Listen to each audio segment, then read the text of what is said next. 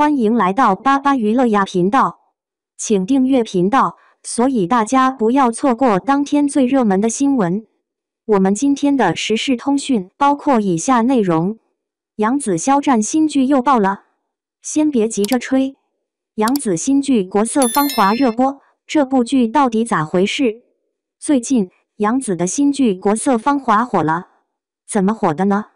一边是粉丝夸到天上，年度爆款，杨紫稳了；另一边呢，路人和剧评人纷纷敲起键盘，开始刨坟式吐槽。有人说这是大制作、精服化、高级质感，有人却直言不讳，这不还是换了皮的古偶剧吗？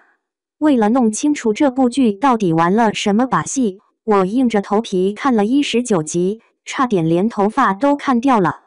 下面就来聊聊这部剧的优点和毛病，咱们一条条掰扯清楚。服化道很下功夫，但这并不够。先说好话，这剧的服化道确实有2把刷子。唐朝背景的设定，画面看起来赏心悦目。婚礼场景、宴客礼仪，每一个细节都能看出用心。头饰、服装、器皿，甚至连夜戏的烛光，都有种浓浓的古典氛围。有人说有点像知否的风格，这点确实不假。用现在的话说，这剧的画面看起来很贵，但贵归贵，这只能算是面子工程。内核呢？拿唐朝做背景，却只是给故事套了个壳，剧本的魂看不出来。服化道再好看，也救不了剧情的平淡和套路。女主经商是认真的吗？这剧号称大女主逆袭，女主杨紫饰演的何为芳，从一个被迫嫁人的商贾之女，一步步逃离乱世，找到母亲留下的祖业方圆，据说还要开启她的商业版图。这听起来很励志，但真看起来，怎么就透着一股浮于表面的味道？她的经商过程，说是事业线，其实更像一条直线。遇到问题，他总能靠主角光环化险为夷。剧中的危机和挑战，就像一张白纸，轻轻一戳就破了。没有细腻的过程，没有逻辑的推演，看着像是儿童版创业指南。观众还没来得及为他捏把汗，问题就解决了。更要命的是，这事业线根本没有真正的商业逻辑。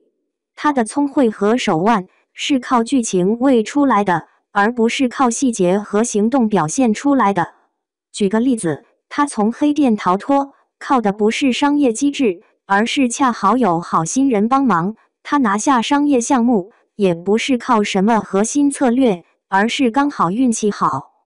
这样的职场故事，怎么看都像是空中楼阁，人物太完美，跟真人没啥关系。何为芳这个角色，打眼一看是个榜样女性，坚韧、聪慧、独立，甚至还带点悲剧色彩。但看久了，你会发现这角色问题很大。她太正确了，正确的像一本教科书。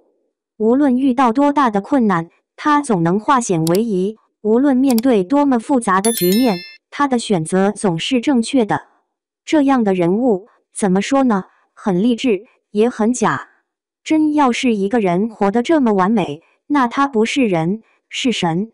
而且，为了让这个角色显得更苦难、更坚韧，剧里堆了太多受难情节。从被骗到被辱，从被打到被追杀，甚至还差点被强暴。剧本生怕观众不心疼他，简直让人怀疑编剧是不是在虐女上头了。问题是，这些情节堆得密不透风，反倒让观众产生了疲劳感。眼泪落得越多，观众越是无感，甚至开始怀疑，这么虐，是不是就为了显得他更伟光正？爱情线还是那一套，没新意。再说感情线，这剧的爱情部分，说白了，还是套路加套路。李现饰演的男主蒋长阳，表面看是个风流商人，但实际上是外冷内热的老套路人物。他和女主的互动，基本就是一些你在其他古装剧里看过100次的桥段。剧里总有那么几个固定操作，男女主误会又和解，一起住而只有一间房，男主对女主冷言冷语，但背后却默默帮她搞定一切。这种桥段，观众能闭着眼猜到下一集会发生什么。而蒋长阳这个角色的塑造，也让人觉得苍白。他的痛苦和创伤，比如母亲早亡、原生家庭不幸，都只是点到为止，完全撑不起他的复杂性。很多观众甚至吐槽说，这角色刚出场的时候，他们以为是个宦官，因为他的台词太过柔婉悠长，听着都让人出戏。古装剧为什么总是换汤不换药？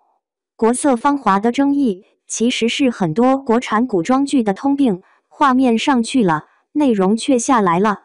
这些剧表面看着很精美，服化道精致，投资过亿，议题跟得上时代，但故事呢？还是那些老掉牙的桥段。这几年，很多古装剧都想摆脱古偶剧的标签，拼命想往古装正剧上靠。但问题是，这种转型多半只是换了个皮，没有换内核。在观众眼里，古偶剧就等于肤浅、单薄，而正剧就该是深刻、有逻辑。但国色芳华这一类剧，服化道和利益上向正剧靠拢，但故事创作还是停留在古偶的层面，结果就是四不像。说白了，这些剧没有找到真正的新方法论。